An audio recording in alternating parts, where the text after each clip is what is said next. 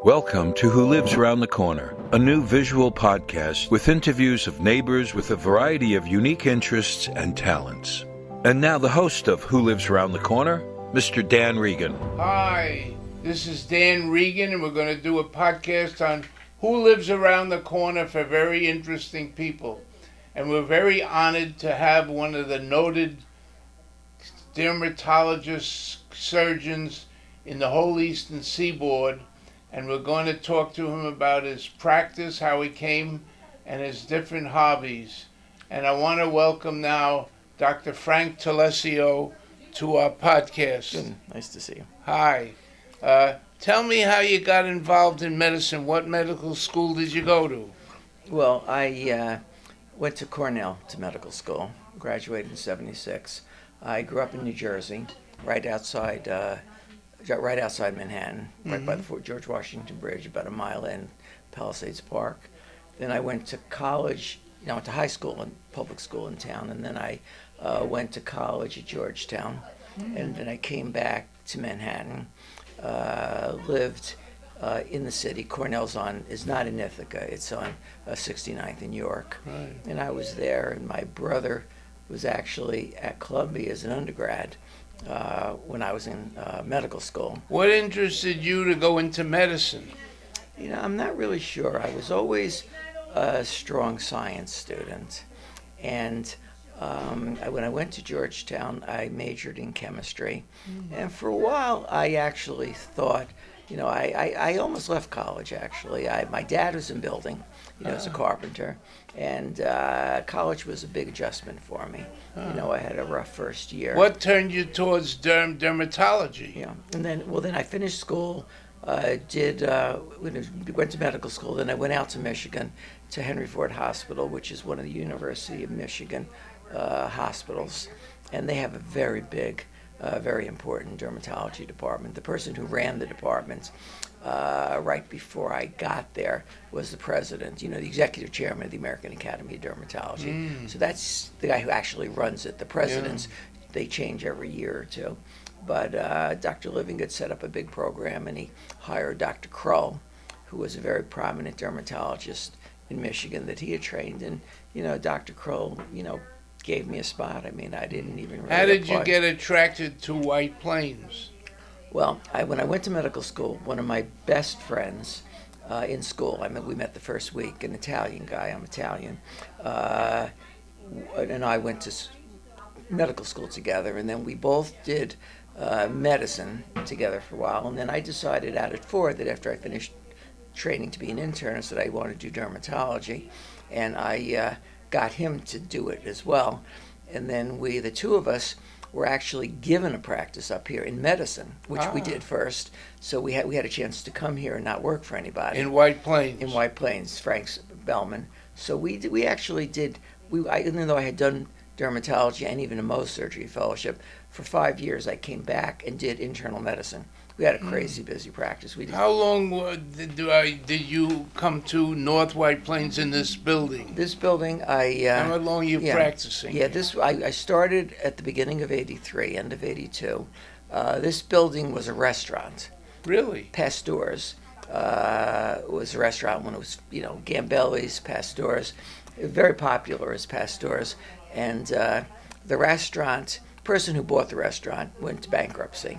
So the building was for sale, and at the time St. Agnes was closing, so I didn't really want to keep my office down there, even though they kept the medical services building open. So I bought the building, added to it a couple times, and put my office here, and then built some space upstairs. And people I work with. How long have you been practicing in this building? Since 1990.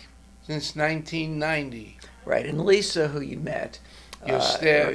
Lisa, I hired her at my old practice in 1987. So she's been here for 35 years. As she says, we have, big staff. How did she put up with you for so long? Virtually impossible, and I don't think she can tell you. Now, the reason I'm still in practice, I'm almost 75, is, I've had the same staff. We have about a dozen people are here most of the time, but 16 people altogether. Wow. Of whom more than half of them have been with me at least 30 years. How do they keep up with you, 16 people? No, well, they don't have to. They're all younger than I am, at least by a couple of years. We've had very little turnover until recently. I would say there's been more, but I had once time 6 or 7 years with not a single person leaving or coming. Wow. It's not like that now. Now the younger people, and people who've worked for me. 7 of them became doctors, were nurses for me. Really? Over the years. That's wonderful. Including including some people who practice in Westchester. But when we're now filming the podcast in your waiting room. How did you turn to art? Oh, well, art I've always been interested in. I was really more interested in music. When I was a kid, I played several instruments, and I kind of gave it up as I got through high school. And now I do it again. I take lessons every week on piano. In fact, I take double lessons every week. But, I've always collected stuff. And I started when I was a teenager. And when you collect stuff, you get to know about a lot of things. So I got involved collecting clocks in the 90s. I collected coins and stamps back into the 60s. I see besides your everything. own art, which you have done, you have a wide collection of different types of art and antiques. And how did you get involved in the collection? That's not. Are you a hoarder? No. My wife won't let me be. That if I weren't married, I wouldn't be. No, How many years you married? I got married in 1980. Wow. So she stayed with you all through all these? That's amazing, and amazes almost everybody who's worked for me. She works actually 3 or 4 hours a week here. What does she do? Well, she actually does some of the billing. We do a lot of MOHS surgeries, cancer surgeries. Mm-hmm. So she just does the billing for that. I've been a patient of yours. You helped cure my malignancy cancer. Yeah. So I owe you everything, and I'm 91 years old, and I'm going to go on to 100 as you as my friend. Now, we have people in here who actually are over 100. Really? And most of the people and when they come in, you have to think, well, can they handle it? But I'll tell you, a healthy 100-year-old probably gets through the surgery easier than an unhealthy 60-year-old. I mean, it's there. Tell us about your collection.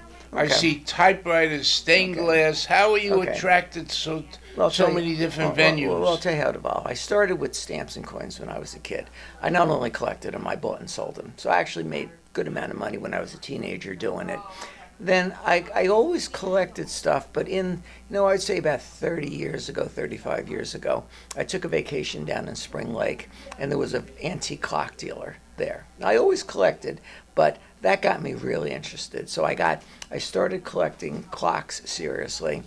Then I got to know lamps, Tiffany Studios and other lamps. And then I started collecting everything from mid-century modern furniture, a lot of paintings.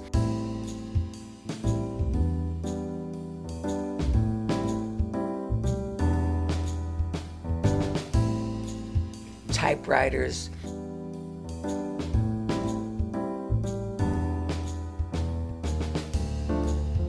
How does your wife put up with everything? What does your house look like? No, the house doesn't.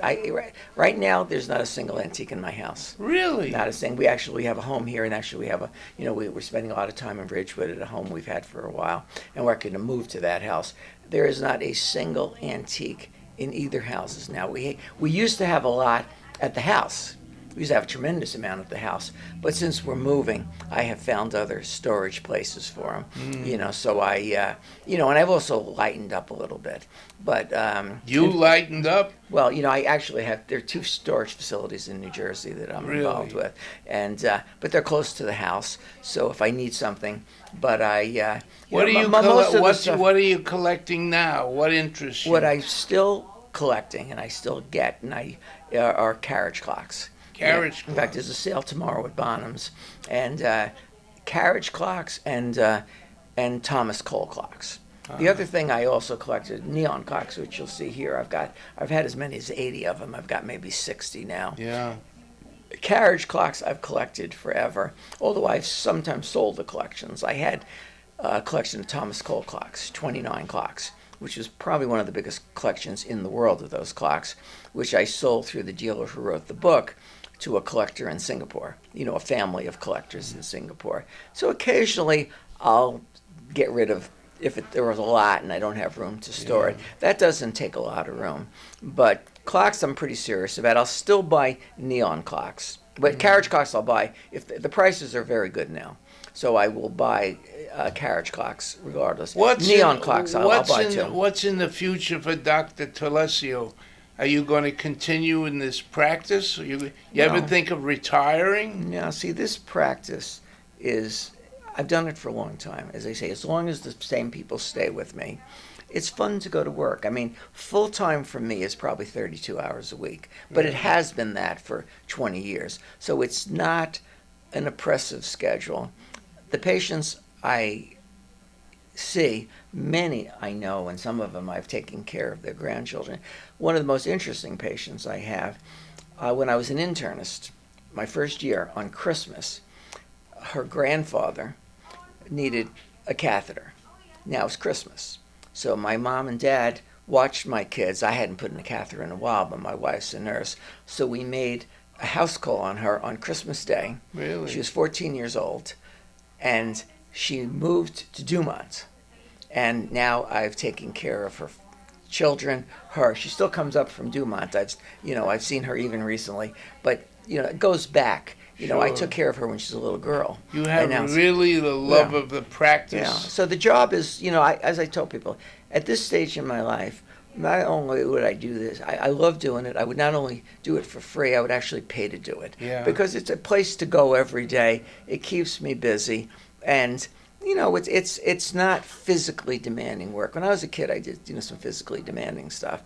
And now it's not demanding. And, mentally, it's stimulating. And the patients are nice. Have you had a dream of what you want to collect in the future? Well, anything new? I'm still looking for Thomas Cole clocks. That would be good. And neon clocks, I probably have what I want. The typewriter collection, which is fairly extensive here, right. I really only did that for 5 or 6 years. A lot of these things, like the Tiffany stuff, I did for a while, and then I gave it up. What happens is you get interested in it.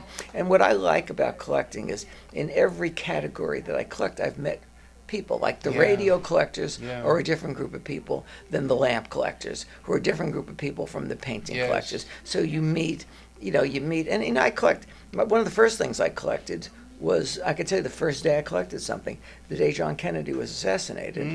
I delivered the newspapers. I did that. Actually, that's how I went to college. I delivered the record till the day before I went to Georgetown. And I delivered a lot of newspapers. It was a big route. And which means I had a lot of money for a 15-year-old or a 12-year-old or a 16-year-old. And that day I got my father to drive me to the store, and I bought all the newspapers from the assassination. They all came out late because the assassination was in the middle of the afternoon. So I still have those, and I've collected every major event, newspaper for every major event since I was 12 years old. So I still have the stuff when my kids were growing up, and that has no value, in terms of monetary value. So it has value to you. Yeah. See, the antiques, nobody does it as an investment or for monetary reasons. People who do it, like I know you do a lot of painting, which I do too. The stuff in here I did, but you don't do it. In fact, I've never sold a painting. I've given away all my kids. Some of the kids, when at Christmas came and they didn't have big enough cars, they had to come with trucks for me to give them, to give them paintings. The thrill of giving, most people don't realize how valuable it is. Well, Doc, I want to thank you for this podcast. Okay. And I hope you carry on your practice and your collections for many years to come. Okay, it's good. a pleasure to have you as a friend and do a podcast of Who Lives Around the Corner. Okay, good. Well, Dr. Frank Taliercio. Okay, good. Thank you very much.